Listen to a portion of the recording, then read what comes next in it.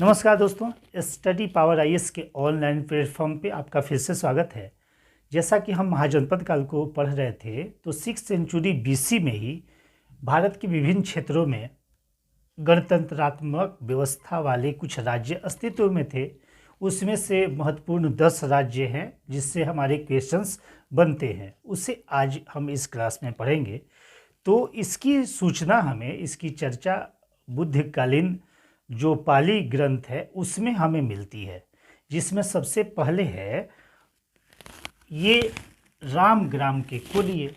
तो रामग्राम के कुलिये, अब उसकी अवस्थिति को देखेंगे तो आज का जो गोरखपुर है, गोरखपुर में जो रामगढ़ताल है उसमें ये अवस्थित हुआ करता था। तो ये क्वेश्चंस ऐसे बनाया करते हैं कि जैसे रामग्राम के कुलिये, पिपलीबंद के मोरिये, लिच्छवी, वैशाली के लिच्छवी, उसी तरीके से ये पावा के मल। तो ये सारे क्वेश्चंस आया करते हैं, आपने भी देखे होंगे बहुत सारे क्वेश्चंस जो कि मिलाने में भी देते हैं और सीधे सीधे भी पूछ लिए जाते हैं। तो उसमें पहला हम देखते हैं कि रामग्राम के कुलिये, और ये इसकी अवस्थिति मैंने बताई। अब देखिए इसमें एक क्वेश्चंस और बन सकता है, और वो क्वेश्चंस ये है कि रामग्राम के कुलिये और कपिलवस्तु के शाक्य, इनके बीच में हमेशा विवाद बना रहता था। तो जो विवाद बना रहता था तो इसी में क्या किया कि महात्मा बुद्ध ने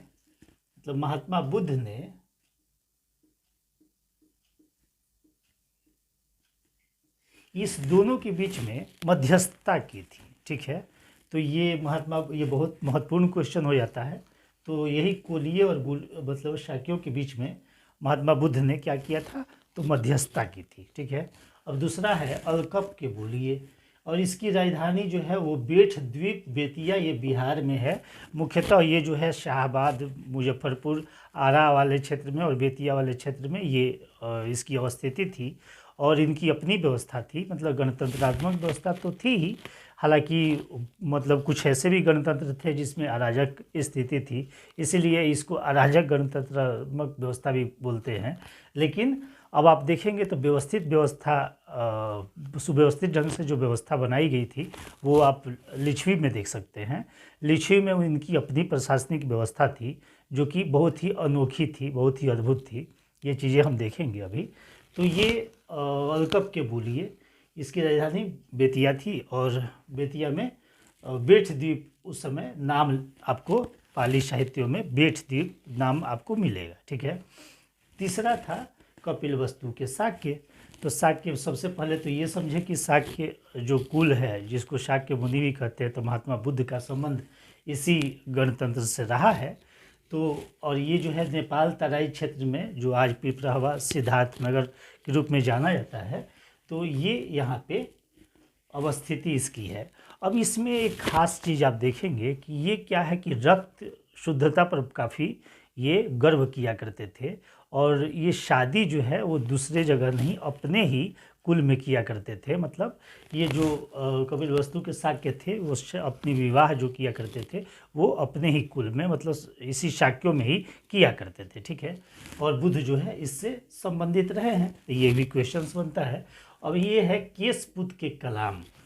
तो केशपुत के कलाम, ये जो अलार कलाम थे जिन्होंने सबसे पहले बुद्ध को सांख्य दर्शन की शिक्षा दी थी, वो इसी से संदर्भित थे। ठीक है। अब चलिए, सुस्मान गिरी के भग्ग, ये यूपी में चुनार में है। ठीक है, यूपी के चुनार में है ये।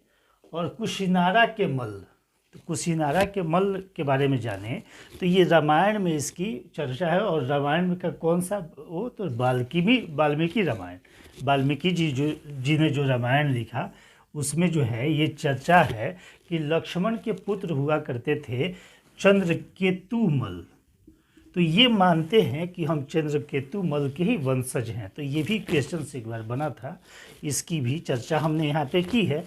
अब देखिए यहीं पे एक मूर्ति ऐसी मिली है, जिसमें कि बुद्ध की मूर्ति है वो, और परिनिर्वाण मुद्रा में वो मूर्ति मिली है, यहाँ से मिली है कुशिनारा के मल के वाले जगह से, जो मतलब तो ये परिनिर्वाण मुद्रा है बुद्ध की, वैसी ही मूर्ति मिली है।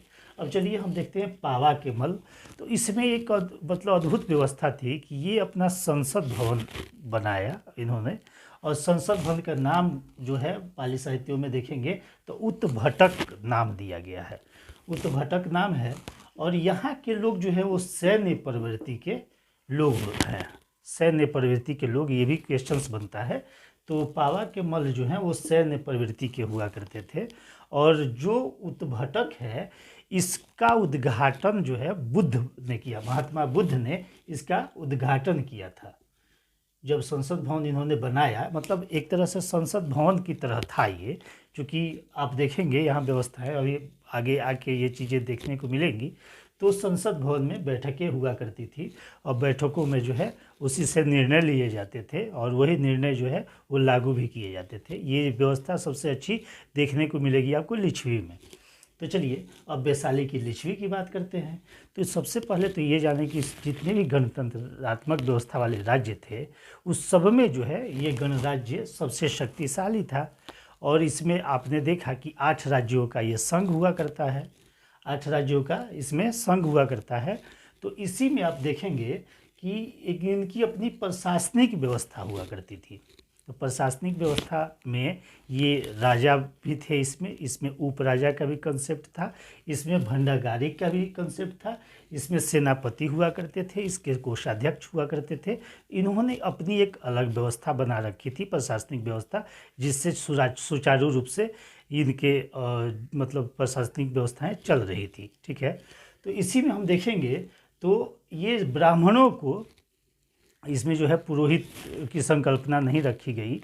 और इसमें क्या है कि ब्राह्मणों की भूमिका यहाँ पे गौण रहती है। ब्राह्मण जो है उनकी भूमिका जो आपने देखा राजतंत्रात्मक व्यवस्था में और खासकर महाजनपद में देखा आपने कि ब्राह्मण जो है उनकी भूमिका सबसे ज़्यादा महत्वपूर्ण रहती है, वही सर्वोच्च सत्ता का उपयोग किया करते हैं। राजा के बाद में जो है उनकी भूमिका बहुत महत्वपूर्ण हुआ करती है।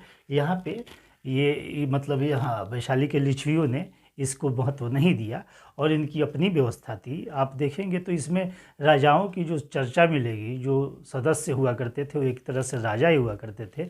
1707 राजाओं की चर्चा मतलब आपको मिलेगी। ठीक है, ये साहित्य में वर्णित है कि 1707 राजा हुआ करते थे और इनकी जो व्यवस्था थी 1707 जैसे किसी भी मुद्दे पे, किसी भी आज की जो व्यवस्था है, आज संसद भवन में जो हमारे लोकसभा में या राज्यसभा में जो व्यवस्थाएं हैं, कोई भी अगर बिल आता है तो उस पर चर्चा होती है, उसके बाद में चर्चा फिर बहुमत की बात आती है तो बहुमत से वो निर्णय पारित किए जाते हैं।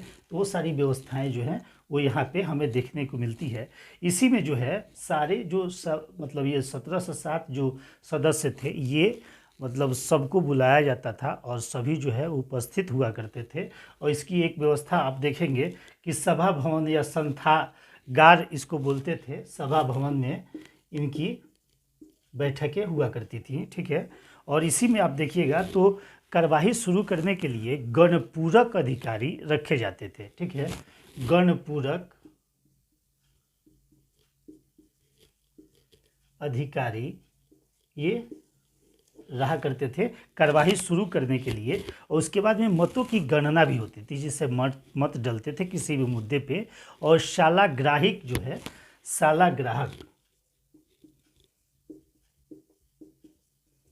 ये जो होता था, ये मत को यही क्या करता था कि मत को यही मतलब गणना करता था, मत की गणना यही करता था। और मत की गणना करके और फिर उसके बाद में जो भी मतलब जिसके पक्ष में ये वोटिंग होती थी उसी को मान्यता मिलती थी और वही नियम लागू भी हुआ करते थे। तो इनकी अपनी व्यवस्था थी जो बहुत ही अनोखी व्यवस्था थी। ठीक है, और सबसे शक्तिशाली भी ये थे। अब चलिए पिपली वन के मौर्यों की बात करते हैं। तो इसमें एक ही क्वेश्चंस बनता है सबसे महत्वपूर्ण कि चंद्रगुप्त मौर्य जो था वो मौर्य वंश से था और पिपली वन के मौर्य ये चंद्रगुप्त मौर्य था। ठीक है, अब मिथिला के विदेह की बात करें तो भागलपुर दरभंगा के क्षेत्रों में मिथिला के विदेह थे। ऐसे तो इसकी संबद्धता जो है वो वैशाली के लिच्छवी में भी होती है। वहाँ जब आपने देखा कि जो 8 संघ है तो उसमें जो है वो विदेह की भी बात वहाँ पे आती है, लेकिन इनकी भी अपनी अलग व्यवस्था थी। और ये अभी वर्तमान में जनकपुर जो नेपाल में है उससे इसकी संबद्धता वो मतलब दर्शाई जाती है। और बज्जी संघ के ये सदस्य जो हमने बताया कि बज्जी संघ के ही ये सदस्य भी हुआ करते थे, मुख्य जो हुआ करते थे उसके सदस्य, उसमें मिथिला के विदेह थे। ठीक है, अब चलिए, जैसे कि हमने देखा यहाँ पे कि 1707 राजा की चर्चा आप यहाँ पे देखेंगे। इसी तरीके की कुछ और भी क्वेश्चंस बनते हैं। तो योधे एक था, योधे ये गणराज्य था। इसमें आप देखेंगे तो इसमें 5000 सदस्य इसके हुआ करते थे, 5000 सदस्य इसमें हुआ करते थे। ठीक है, छोटे छोटे राजा ही हुआ करते थे। उसी तरह शाक्यों में हम देखते हैं तो शाक्यों में 500 राजा हुआ करते थे, मैंने 500 उसके सदस्य हुआ करते थे, छोटे छोटे। ये राजा मतलब राजा तो थे नहीं, लेकिन इनकी उपाधि जो थी वो राजा हुआ करती थी। तो शाक्यों में 500 हुआ करते थे। ठीक है, आप पंजाब और ब्यास नदी के तट पे देखेंगे तो यहाँ पे पंजाब और ब्यास नदी के जो तटवर्ती क्षेत्रों में जो हुआ करते थे गणराज्य, उसकी एक अनोखी विशेषता ये थी कि जो भी सदस्य बनते थे उसको एक हाथी देना पड़ता था। ठीक है, अब यहाँ पे और देखेंगे अम्बष्ट और स्वभूति में मतलब राज्य जो है वो बच्चों के पालन पोषण का जिम्मेवारी लिया करता था। तो योधे और अम्बष्ट जो है ऐसे गणराज्य थे जो बच्चे होते थे उनकी जिम्मेदारी पहले से ही ली जाती थी जब वो गर्भ में होते थे, ताकि बच्चे जो है स्वस्थ पैदा हों। उसी तरीके से आप देखेंगे तो मालवा और क्षुद्रकों में आप देखेंगे तो ब्राह्मण और क्षत्रियों को ये जो है उसकी नागरिकता मिल जाती थी, लेकिन दासों को नहीं मिलती थी। ठीक है, तो ये सारे क्वेश्चंस कुछ हैं जो कि हमारे बनाए जाते हैं एग्जामिनेशन में। जैसे हमने बताया आपको शुरुआत में ही कि ये मिलाने में दे दिए जाते हैं, राम ग्राम के कुलिये, अलकब के बुलिये, कपिल वस्तु के शाक्य, केशपुत के कलाम, सुषमानगिरी के भग, कुशीनारा के मल। तो इस तरह के क्वेश्चंस जो है मिलाने में दिए जाते हैं। और वहाँ पे समस्याएं आती हैं।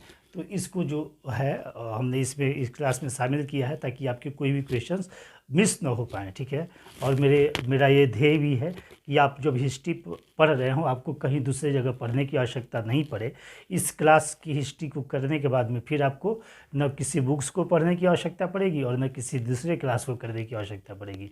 ठीक है दोस्तों, थैंक यू सो मच। जय हिंद, जय भारत। अगले क्लास में फिर आपसे मिलते हैं।